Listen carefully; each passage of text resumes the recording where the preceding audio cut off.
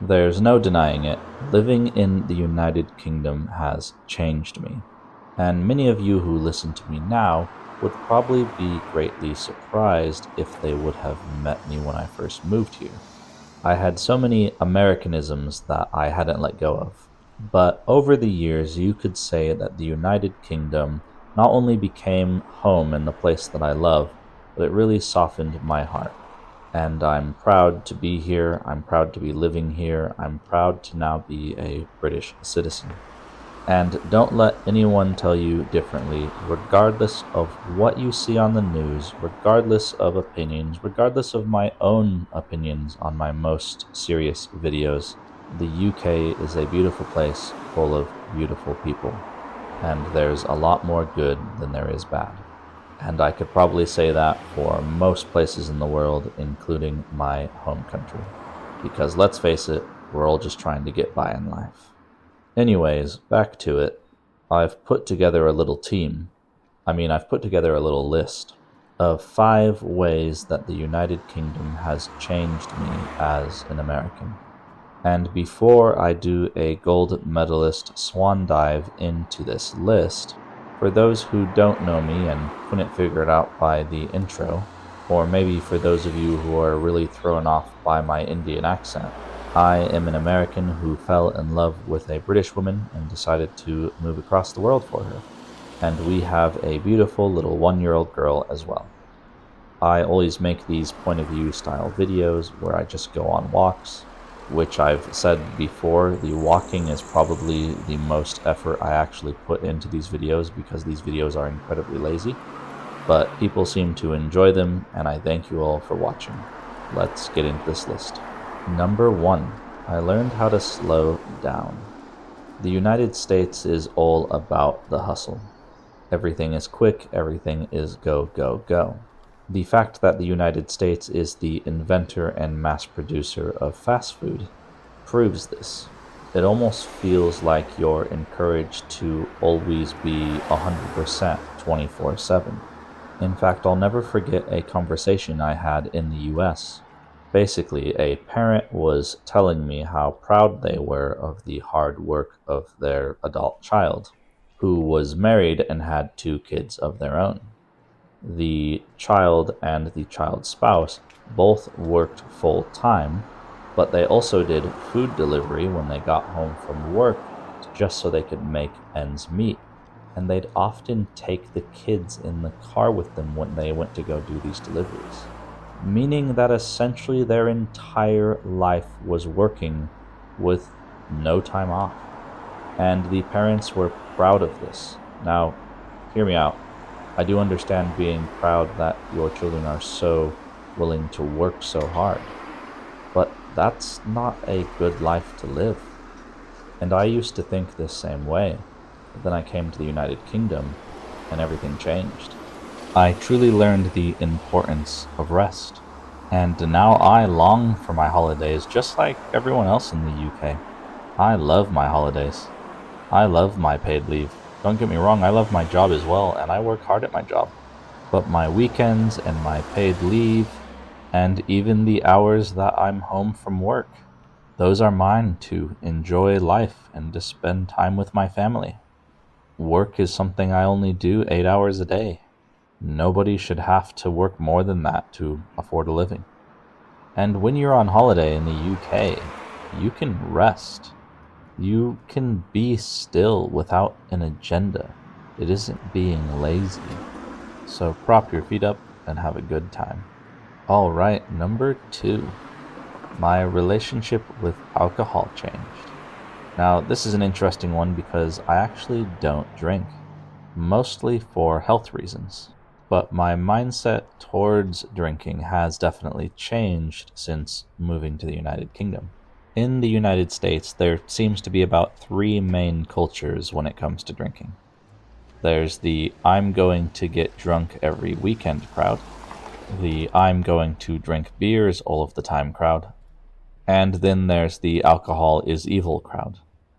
Everything seems to be an extreme level of one or the other. Whereas here in the United Kingdom, alcohol is a huge part of social events, but for the most part, it is very much so in moderation. Going to a pub after work and having a beer or a cider is very normal, even in Christian communities. Which, by the way, I could make an entire video about the differences between Christians in the US and the UK because, trust me, it's wild. But drinking is just seen as a fun social hangout. Nobody has to get wasted, nobody has to cause chaos. It's just part of everyday life. And I've come to appreciate that. And I also appreciate how responsible the British are when it comes to drinking. In the time that I've lived in the United Kingdom, I have never seen someone drink too much and get behind the wheel of a car. They always call an Uber, or they take a train, or they get on the bus. Whereas in the US, I many times witnessed people get behind the wheel of a car after drinking. So although I rarely drink myself, I really appreciate the British drinking culture.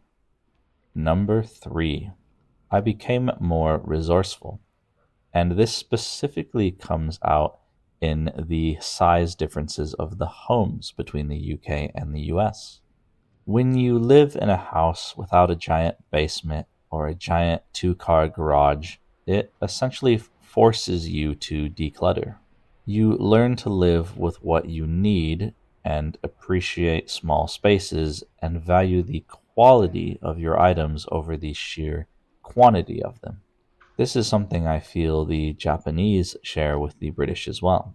And so, although it took me some time to get used to the smaller houses in the UK, I genuinely don't think I would want to go back to living in a massive American home, with the exception of maybe having a pool, because I love swimming. But I grew up in a large house in the US, and it is true, everything just gets cluttered. The amount of Americans I know who don't use their garages at all.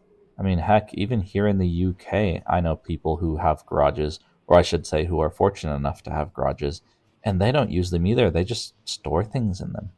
And personally, I don't like that. I want everything to have its use. So for me, a garage should be where you store your car. And I find that living here in the UK, I've had to think more resourceful like that, and I've come to really appreciate it. By the way, I'm going to take a quick little break here just to say thank you to my members. Members pay a small fee, and they get random video shoutouts like this, as well as a badge, as well as making me happy because obviously the fee goes to me. Obviously, it doesn't make me a millionaire, but it does make me happy because I do put work into these videos. I probably spend more hours doing these long and short videos than people realize. So a massive shout out to my members. I'm going to put their names on the screen now. Thank you to everyone who's recently joined. Thank you to those who have been around for a while. I really appreciate you guys. All right, number 4. I discovered the seasons. Now, that's not to say that there weren't seasons in the US, because I definitely lived in places in the United States where we had all 4 seasons, as well as places where we didn't. It's the fact that you don't really get to fully experience them in the same way that you do here in the UK. And that's because when you're dealing with the seasons in the United States, you're usually just driving from your house to your work and back to your house. Whereas in the United Kingdom, you're walking many places. Now, I drive in the UK, so I still drive to work and back. But for most other things that I do, I walk, which means that I have to consider what I'm wearing for the weather. And as it's famously been said, there's no such thing as bad weather, only bad clothing. And I've come to fully appreciate each season as I've had to do a lot of walking in them. The warm springs and summers, the crisp chill of autumn, and the cold of winter. Because you walk so much in the UK, you become acutely aware of the seasons. You stop hating the rain and you start dressing for it. Although, let's be honest, it is a great British pastime to whine about the weather. I'm pretty sure that that's a requirement for British citizenship, by the way. So living in the United Kingdom has made me appreciate and experience the seasons more. Not just something I live through, but something I feel each day of my life. Alright, number 5, and this one is a bit of a surprising one. I lost my cynicism here in the UK. It's ironic because living in a country that's famous for sarcasm has cured my American cynicism. Let me explain. Seeing communities support local little shops, watching strangers help someone lift a stroller up station stairs and onto a train, and experiencing a society that values the collective safety net made me more hopeful. The common courtesies when driving, the general manners in public. Living in the United Kingdom has given me hope that humanity can and will help each other, and that we don't have to live these selfish lives where everything's just about ourselves. And honestly, I don't think I need to say anything more than that. So thank you so much for watching this video. I hope you enjoyed this one. Sometimes I don't know what I'm doing when I make these, and it's hard to tell what people want to watch, and at the same time trying to make videos that I want to make. So if there is anything you do want to hear about, let me know, because I'd love to try to make a video that meets the interest of what you guys want. If you have any questions as well, please let me know and I'll try to respond. But thank you so much for watching, and I hope you have a great week.